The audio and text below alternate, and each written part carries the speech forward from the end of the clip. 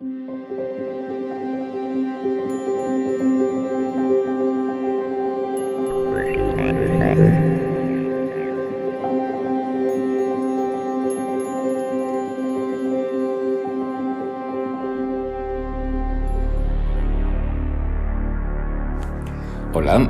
¿qué tal estás? Espero que divinamente allá donde te encuentres. Bienvenido o bienvenida a un nuevo podcast de esta serie de Un chamán en la oficina, el número 9 ya. Y a su vez el número 3 de la subserie Más allá de los límites, en este caso dedicado a la voz interior. Así pues, continuemos con nuestro ascenso o descenso a la profundidad del verdadero ser humano. Gnosis y gnosi en la moderna lengua helena, que significa conocimiento, es un palabra muy difícil de pronunciar y poco entendido, que hace referencia al conocimiento experimental o vivencial, y no a la creencia, esto hay que acentuarlo, de la naturaleza divina del ser humano y de todo lo que existe, así muy grosso modo. En nuestro contexto cultural, auspiciado y manejado por los creadores de tendencias de pensamiento, lo espiritual casi nunca sale del interruptor creer-no creer, por lo cual el hecho de conocer la realidad espiritual más allá de las creencias se nos presenta imposible, desatinado y patológico. Pero como decía el bueno de Bacon, que viene asomando de nuevo, enhebrando estos episodios, no hay cosa que haga más daño a una nación como el que la gente astuta pase por inteligente. Tal vez a la filosofía académica de hoy le pareciera desatino lo que voy a expresar, pero si Bacon está aquí es porque desde mi atalaya de observación, gnosis y empirismo son, en esencia, lo mismo. Y mira, gnosis y empirismo son en esencia lo mismo. Me ha salido un pareado sin haberlo premeditado. Cómo me gusta el verso. A lo que iba. Es a lo que conozco, en contraposición a lo que creo. Lo primero proviene de la experiencia y experimentación. Lo segundo, del acto de fe o del mero proceso racional, lógico, deductivo o inductivo. Es la diferencia entre conocimiento prestado y conocimiento directo. El primero solo se convertirá en el segundo cuando sea experimentado, vivido y corroborado.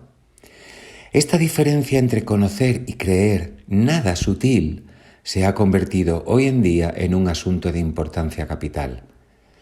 Todo el fenómeno de las fake news, desinformación, manipulación de masas, etc., se basa en la incapacidad social de establecer claramente esta diferencia. Es lo que llamamos discernimiento, o mejor dicho, la ausencia del mismo. Las creencias se sitúan normalmente al borde del abismo de lo desconocido, delimitando eso que llaman la zona de confort, y nos protegen de caernos en él como una cerca protectora. Por eso me gusta atravesarla, ya que esa protección es, en realidad, la pared de la celda, y ese abismo es la libertad, donde lo desconocido se puede transformar en lo conocido si saltamos al vacío. Para salir de la celda, o lo que es lo mismo, para abandonar la caverna de Platón, que es un buen modo, a mi parecer, de metaforizar el proceso gnóstico, hay que acceder a la voz interior. Ardua y arriesgada tarea en un paradigma cultural que asegura que cualquier voz que no se alinee con las verdades oficiales es locura o delito. La caverna es la única realidad, nos insisten y obligan, y nadie quiere estar loco o loca o ser proscrito o proscrita. Sin embargo, la voz interior es la que nos permite trascender el velo de Isis, que también podemos llamar la ilusión del Maya o el código de la Matrix para entendernos, y conocer al modo gnóstico. Este acceso indescriptible, extático y tan real como los ladrillos que conforman las paredes de mi casa a la verdadera voz interior podría ser definido como un empirismo de la conciencia o del espíritu. Esa voz interior surge del yo soy que puede sanar y sanarse, que consigue generar un efecto placebo para sí y autoinducirse una analgesia psicológica o enfermarse gracias a una creencia. El mismo yo que conoce de modo directo a la divinidad, pues es parte de ella y la encarna. No hay divinidad en el ser humano que no pueda ser percibida desde el interior de cada uno y cada una, sin necesidad de guías teológicas. Para acometer la proeza de, como decimos los toltecas, limpiar la isla del Tonal, lo que viene a equivaler a lo que llamamos hoy, salvando las distancias, pero para entendernos, desarrollo personal, sanación, purificación. Para ello existen, como decía, manuales de instrucciones que son precisos, veraces y que están al alcance hoy de cualquiera. Esta es una tarea imprescindible e inexcusable si se quiere hallar la voz del espíritu propio dentro de sí. Es un largo y meticuloso trabajo de limpieza, redecoración, supresión de lo inservible, reestructuración, asunción de la verdad más descarnada y mucho más. Una proeza, decía, en tiempos en los que casi nadie parece dispuesto a aceptar los errores propios, a pulirse en la virtud, la honra y la verdad, o a encarnar consciente e impecablemente la humildad, la integridad, la honestidad y la pureza. Suena a literatura caballeresca, a juego de rol, y de algún modo lo es. Pues la voz interior es de naturaleza humana y divina. Es el puente consciente entre ambas, por lo que necesariamente ha de adornarse con virtudes humanas en su expresión más elevada y pura, las mismas que podemos despertar y desarrollar en nosotros, por más que suene disparatado en esta tan materialista y cínica, en muchos aspectos, civilización. ¿Por qué nos hemos dejado arrebatar todo esto por los mercachifles de lo religioso, de lo ideológico, lo económico, lo político y la paparrucha New Age? Es como si nos hubieran arrebatado el derecho a emplear estas palabras con un sentido prístino, puro, virtuoso y colmado de voluntad consciente, como si ya no cupieran tales atributos en nuestra barca social que zozobra entre el miedo, la ignorancia, la corrupción, el ansia de autosatisfacción inmediata y la codicia.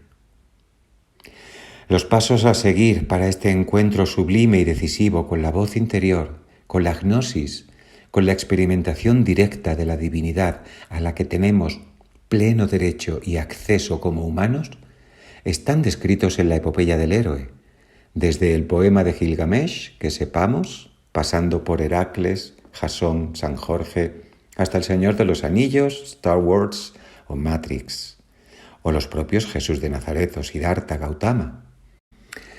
La epopeya del héroe, el monomito, según el gran Joseph Campbell, también reflejada en el tarot, es el camino del despertar completo de la conciencia humana, el descenso a lo más profundo de la oscuridad para llevar el orden divino, ese que se deja ver en todo lo que existe, y con ello rescatar la plena potencialidad del ser humano en su expresión más bella y más poderosa.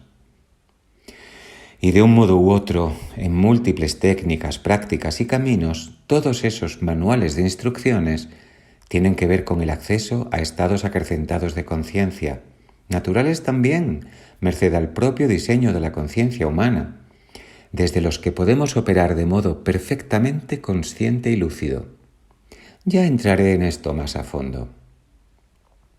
El proceso histórico por el cual se abrieron los conocimientos iniciáticos al mundo, esos que llamo manuales de instrucciones, es fascinante y está ahí, accesible, pero tan oculto, que yo lo llamo la verdadera revolución silenciosa. Yo mismo llevo años poniendo estos conocimientos en práctica y facilitando el acceso a ellos a cientos y cientos de personas. Algún día terminaré por recopilar esa secuencia temporal con datos y hechos para mostrar el dibujo completo de esa reevolución de la que soy parte, no siempre plenamente consciente, y de la que tú también eres parte.